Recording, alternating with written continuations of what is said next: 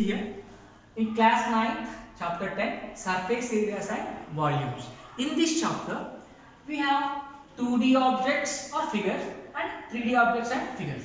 In the 2D objects, what are that? Square, rectangle, circle, triangle, etc.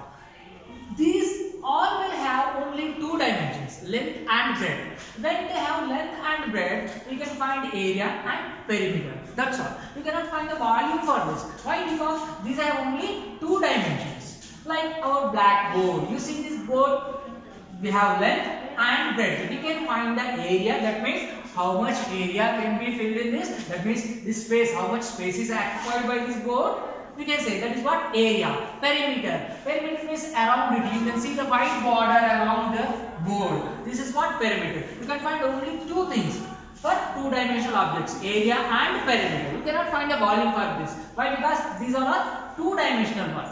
Now when you come to three-dimensional one, you can see cube, cuboid, cylinder and pyramid, prism, etc. These all are three-dimensional. The three-dimensional objects, when you draw the paper on the board, you cannot show the third dimension properly. This is the third dimension for this. This is the third dimension for this. This is the third dimension for this. Now you cannot show properly on the two-dimensional one. Why? Because the board is a two-dimensional one. This third dimension, what is the third dimension? Height. Along with the length, breadth and height also the third dimension.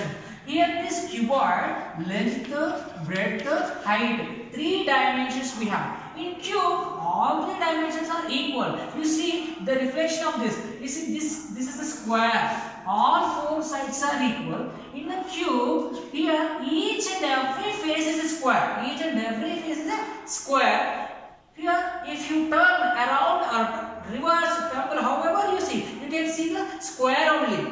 But all around it is each face is square. This is a cube. Here is a rectangle. It is a rectangle. Here, pair of two opposite sides are equal. In the cuboid also same.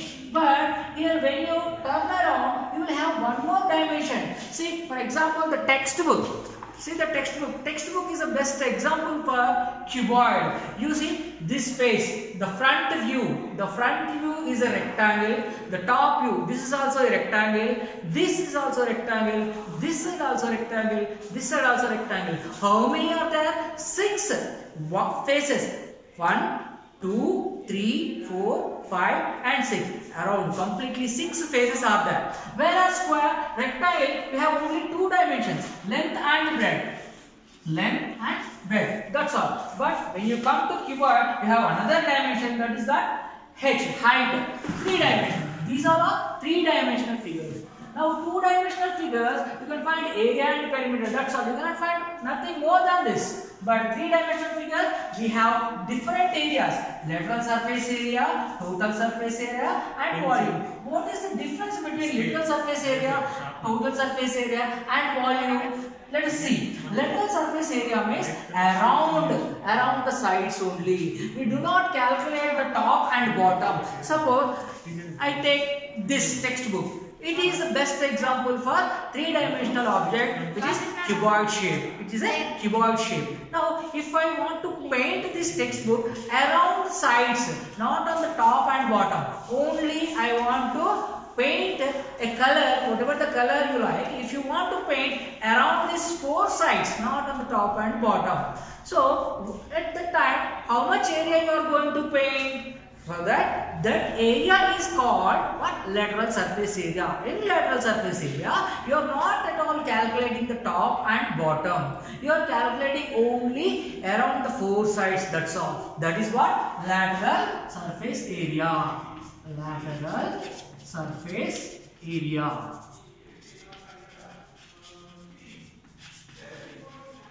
In this, you are taking only 4 sides. That's all. If you want to paint top and bottom also along with these 4 sides, now you are going to paint all 6 faces of this cuboid. Now this is called what?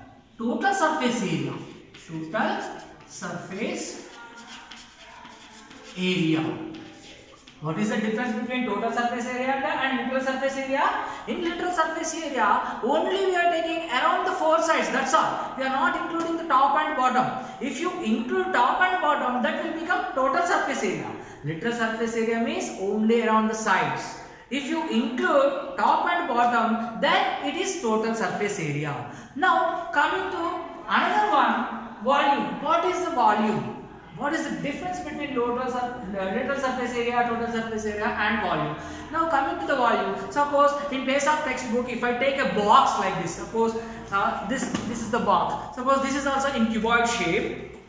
Now what I said before, this around part, this is what literal surface area. If I include top and bottom, that is what total surface area. Now coming to the point, volume. What is volume? That means in this box, how much content I can fill. That means if I pour something in it, sand or what you call ash, or if you want to fill some objects in it, how much content you can fill in it. That is what that shows the volume of this box. That means capacity of this box.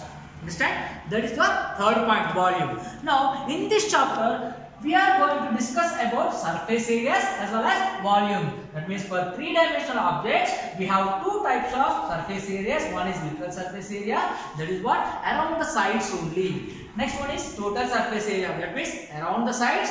If we include top and bottom also, that is total surface area. If you want to find the capacity, suppose for example you take a cylinder. For the best example, if you take a water bottle, suppose in that water bottle, how many liters of water you can fill in it? That is the capacity of that bottle. That is what volume of that bottle. The best example is water bottle. For cylinder, that is also three-dimensional object. For these all different objects, we have different formulas. For cube, cuboid, cylinder, some other examples, pyramid, prism, that also three-dimensional objects. For these all independently, they have different formulas based on the shape. Is it cube, cuboid, cylinder, pyramid, prism, that are different shape. Every different shape has individual formulas for accordingly for literal surface area, total surface area and volume. Complete this chapter is based on formulas only. You must remember the formulas. Next, I am going to give you the formulas. So that formulas are very important.